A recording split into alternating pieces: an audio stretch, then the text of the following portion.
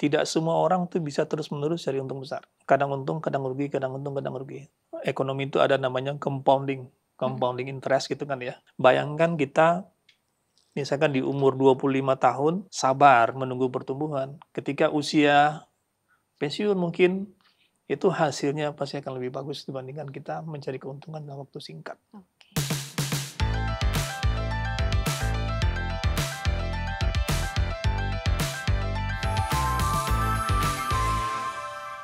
Wah, jadi kemarin Lebaran mau di kemana nih, Pak? Mudik ke pulang kampung, Pulang ke kampung? Bukit Tinggi. Makannya enak dong, Pak. Makan Berapa enak. lama kawan di sana, Pak? 9 hari. Oh, 9 hari. lumayan. Terus baru masuk minggu ini, minggu lalu? Hari Selasa minggu lalu udah masuk. Oh, langsung ya? Langsung. Nggak diperpanjang cutinya ya, Pak ya? Enggak. Banyak kerjaan ya, Pak? Pekerjaan menunggu. Aduh ya. Oke, Pak, kita langsung aja ngobrol di depan ya. Oke. Siap. Oke, standby semuanya. In 3, 2, 1, and action. More than just a hidden gem, welcome back to Hidden Masters bersama saya Ardina Glenda. Please welcome Pak Zulfa Hendri. Halo, Pak. Terima kasih banyak sudah mau datang ke Hidden Masters. Ya. Apa kabar nih, Pak? Kabar baik. Kabar baik. Dan tentunya mau ucapkan dulu minal aidin wal faizin ya, Pak. Mohon Mohon maaf batin, lahir dan batin. wal faizin. Baiklah, Pak Zulfa seorang senior tentunya ya di bidang aset manajemen atau sekuritas nih ya, pasar modal ya. Sudah berapa lama berkarir, Pak? Di dunia keuangan udah 31 tahun. 30 tahun. Terlalu lama ya? Aduh. 31 tahun. Luar biasa pengalamannya. Tapi kalau di pasar modal sendiri atau aset manajemen? Di pasar modal baru join mungkin 3 tahun setelah di perbankan. Berarti kira-kira sudah 28 tahun. Kemudian sempat di sekuritas dulu, di Mandiri Sekuritas. Kemudian baru masuk industri aset manajemen sekitar tahun 2010. Oke. Jadi kira-kira mungkin 15 tahun. Awalnya apakah pendidikannya sesuai jalur nih Pak di keuangan atau tidak? Sesuai nggak sesuai ya? Sesuai nggak sesuai? Apa nih sesuai dan tidak sesuainya nih? Iya, kalau background pendidikan saya kan matematika. Oke, Jadi, ada hitung-hitungannya. Ada hitung-hitungannya. Tapi karena terperosok ke perbankan, jadi tinggal diikutin aja. Oke. Sebenarnya dunia perbankan, dunia keuangan dengan matematika sebenarnya tidak terlalu aneh lah ya. Tidak terlalu aneh. Jadi kebetulan saya dapat kesempatan jadi manajemen trainee di Bank Niaga. Tempat belajar yang sangat baik Bank Niaga. Kemudian ya karena saya nggak punya penguasaan ilmu keuangannya kurang, saya ambil supaya bisa ilmunya tidak salah. Oke, dan akhirnya jatuh cinta bisa dibilang Pak? 30 tahun? Jatuh cinta, iya. Karena ternyata industri keuangan itu industri yang sangat menarik. Apa yang membuat Pak Zulfa jatuh cinta dengan industri keuangan? Terlalu banyak perubahan ya.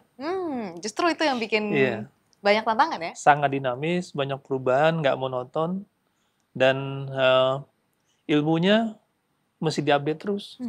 Karena perubahan sangat banyak, sementara semakin ke sini juga inovasi semakin banyak. Jadi kita harus belajar terus. 30 tahun apa sih yang menurut Pak Zulfa paling berbeda dari awal Bapak berkarir hingga sekarang?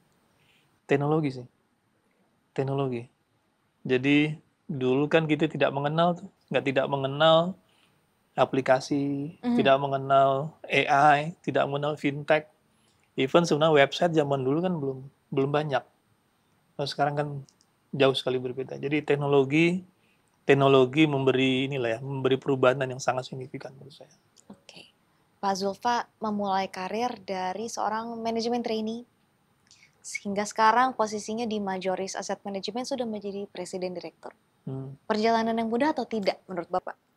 Dibilang mudah tidak sih. Cuma kan begini, mungkin karena background saya di matematika, saya masuk dunia keuangan, rasanya kan dekat.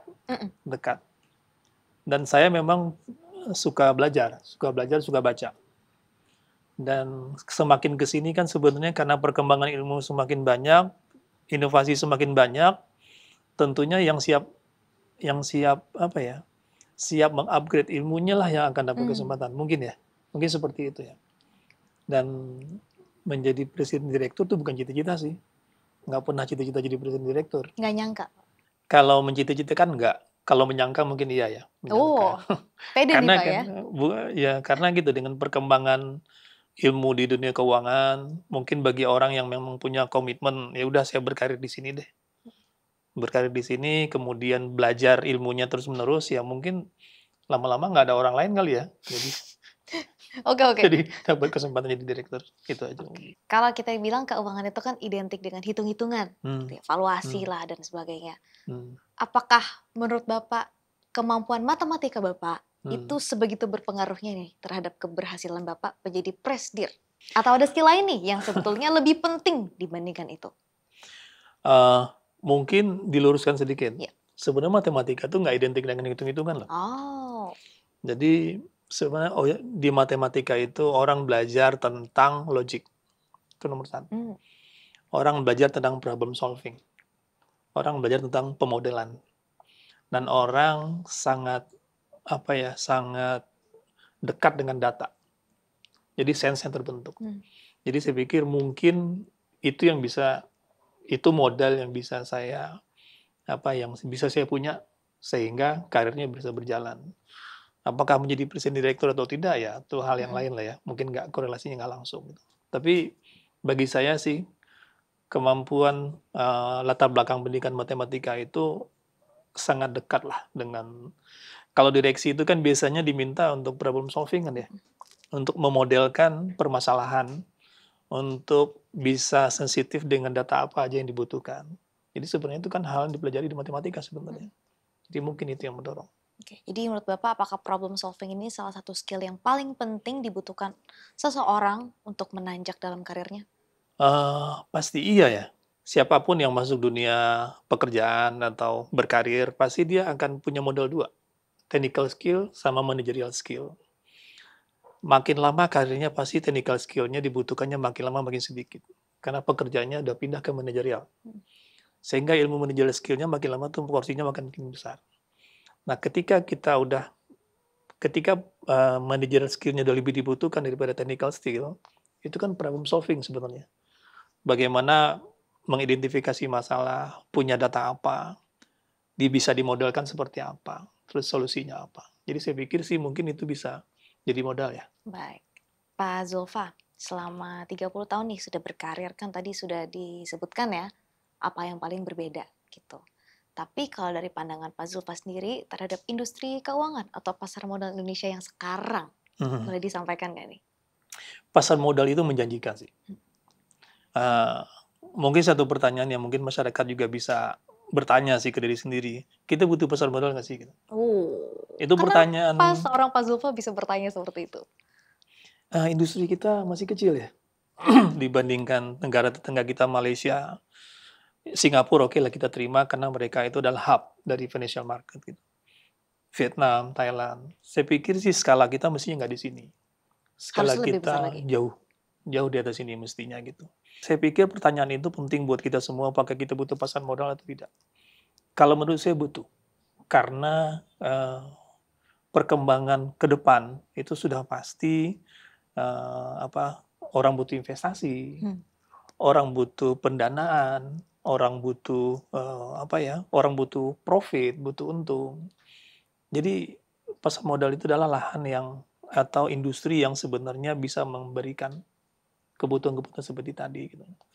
Apalagi dengan kita penduduk hampir 300 juta, dana di perbankan berapa, 8.000 triliun mungkin ya, 8.000 triliun. Selama ini kita punya kebiasaan menabung, kita dari kecil diajarkan menabung, mungkin sudah saatnya kita diajarkan investasi. Menabung, investasi mungkin itu dua hal yang tidak selalu sama, jadi ada perbedaan mungkin ya. Jadi kalau kita sudah mulai bergerak ke investasi, ya pasar modal lah tempatnya gitu, yang paling gampang.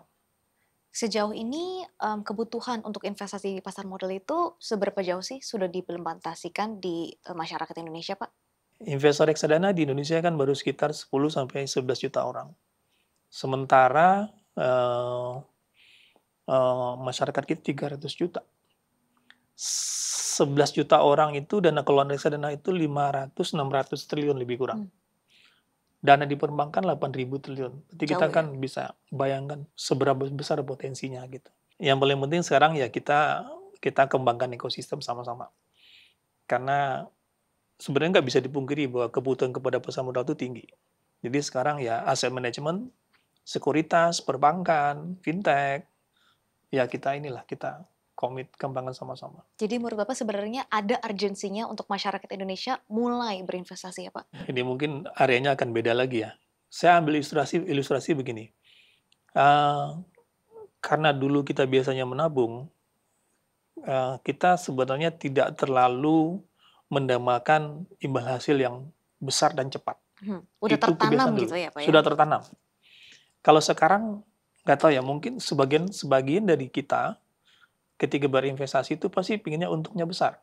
Jadi kebalik banget ya? Agak kebalik, untung besar dan untung cepat gitu kan. Itu kan yang sekarang kira-kira didambakan oleh banyak orang. Sementara di sisi investasi, mungkin perlu ada apa ya, ada sedikit perubahan mindset bahwa kita nggak usah lah bicara tentang mencari peluang yang untung besar. Karena sekali mencari peluang yang untung besar, apakah kita bisa terus-menerus seperti itu? Belum tentu juga. Karena ketika untung besar, bisa juga rugi besar. Padahal sebenarnya kalau kita bisa membuat investasi itu tumbuh. Jadi kalau di dunia ekonomi itu ada namanya compounding interest gitu kan ya. Bayangkan kita misalkan di umur 25 tahun kita reinvest terus, ketika kita udah siap pensiun umur 50, umur 55, saya yakin untungnya akan lebih besar dan lebih konsisten sebenarnya. Karena seperti tadi, tidak semua orang tuh bisa terus-menerus cari untung besar. Kadang untung, kadang rugi, kadang untung, kadang rugi. Tapi kalau kita pakai konsep investasi, kita melakukan reinvestment terus-menerus, sabar menunggu pertumbuhan. Ketika usia pensiun mungkin, itu hasilnya pasti akan lebih bagus dibandingkan kita mencari keuntungan dalam waktu singkat. Oke. Ini kalau ngomongin tujuannya yang long term ya Pak ya? Yang long term. Ada view nggak nih Pak terhadap para trader atau yang membutuhkan gitu keuntungan yang lebih cepat nih jaraknya? Bukan view mungkin ya, tapi gini, kita yang penting buat kita sekarang adalah kita tahu kita maunya apa. Style harus ditentukan ya? Style ditentukan. Kan tidak semua orang pingin uangnya itu hasilnya 50 tahun baru dia terima. Ada orang yang mungkin bahasa sederhananya ada uang dapur. Ada uang dapur di mana bulan depan atau 3 bulan lagi dia harus dapat untung nih. Karena dia pakai untuk kebutuhan sehari-hari gitu. Itu dua hal yang mungkin agak ekstrim perbedaannya. Poinnya adalah sebenarnya pilihan tuh banyak. Pilihan tuh banyak, asal kita tahu. Kita tuh maunya apa sih? Investasi kita tuh tujuannya buat apa sih gitu. Jadi kalau kita sudah tahu, pilihannya banyak sekali kan. Beli saham sangat oke.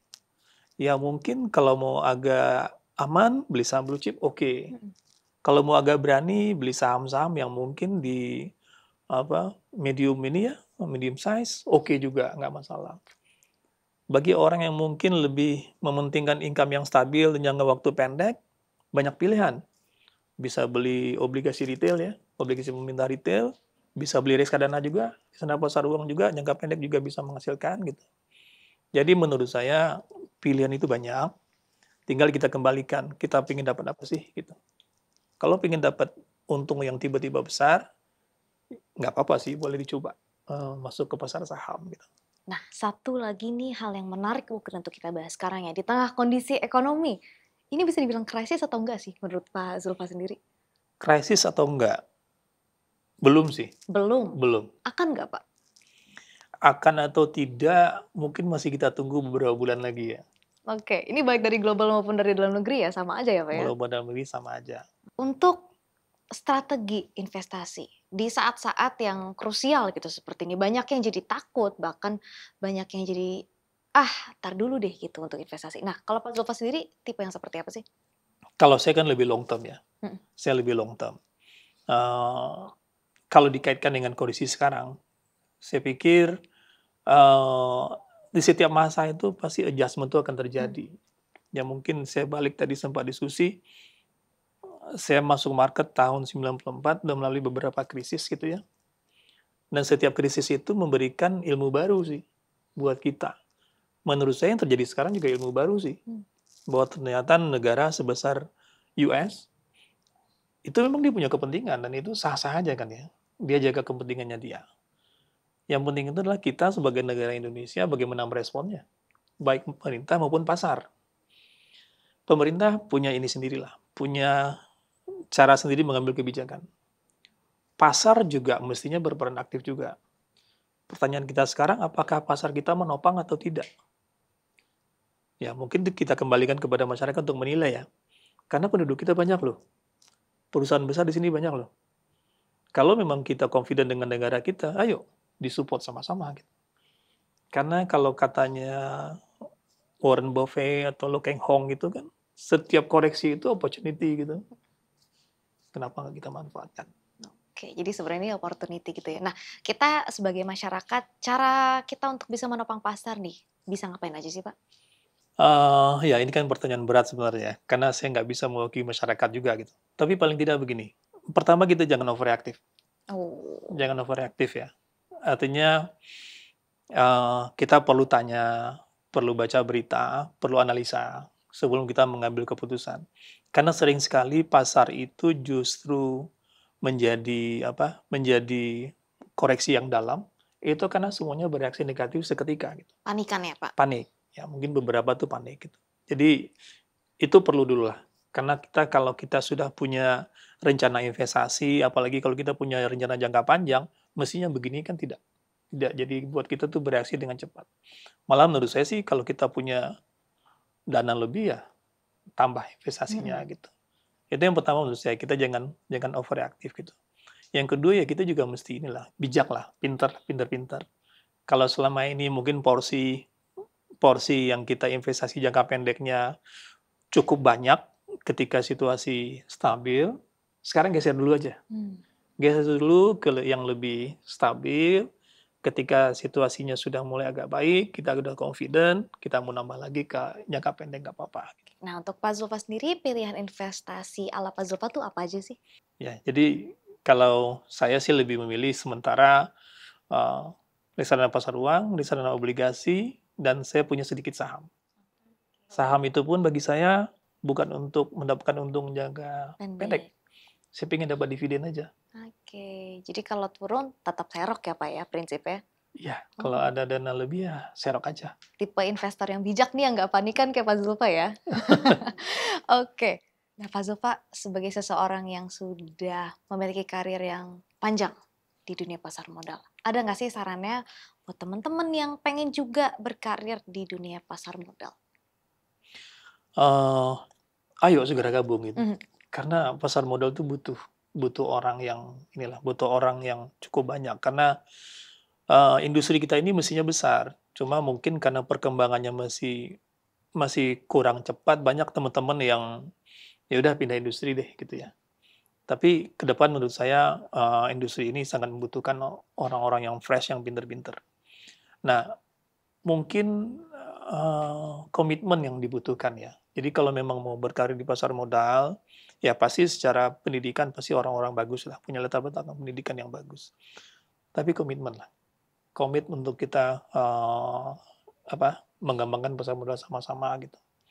Karena kalau pasar modal kita kuat, mestinya kita juga semakin terbuka dengan luar negeri ya.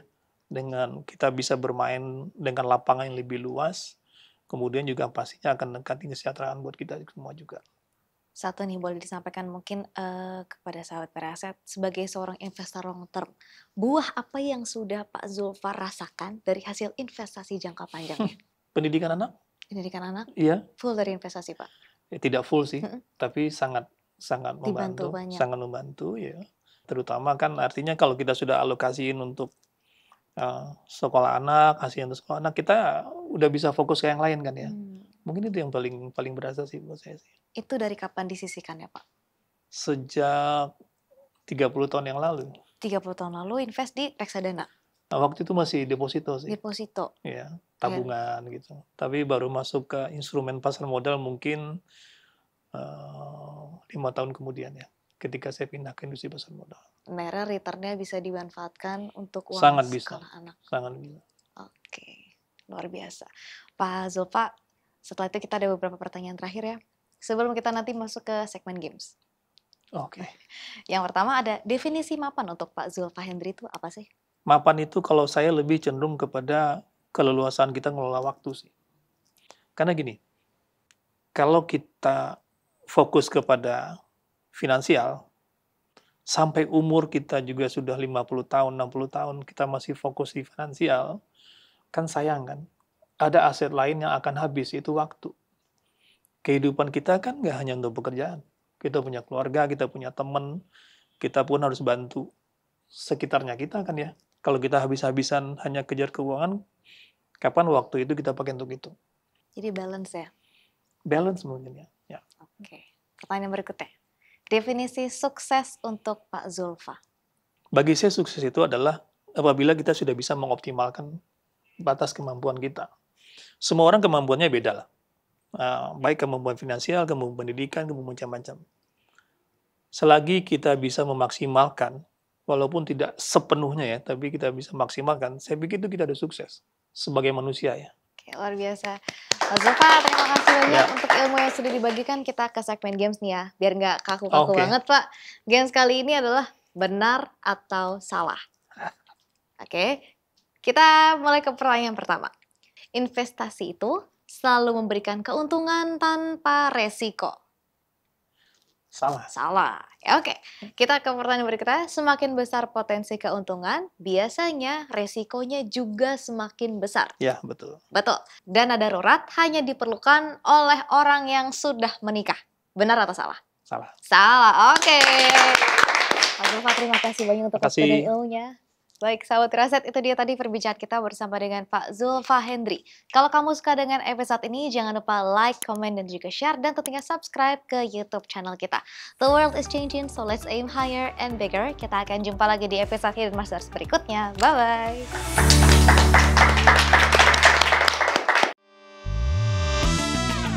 Definisi mapan itu berbeda untuk setiap orang. Ada mereka yang ingin terlihat mapan, dan mereka yang memang peduli masa depan. Mereka yang hidup untuk hari ini, dan mereka yang membangun masa tua sedari muda.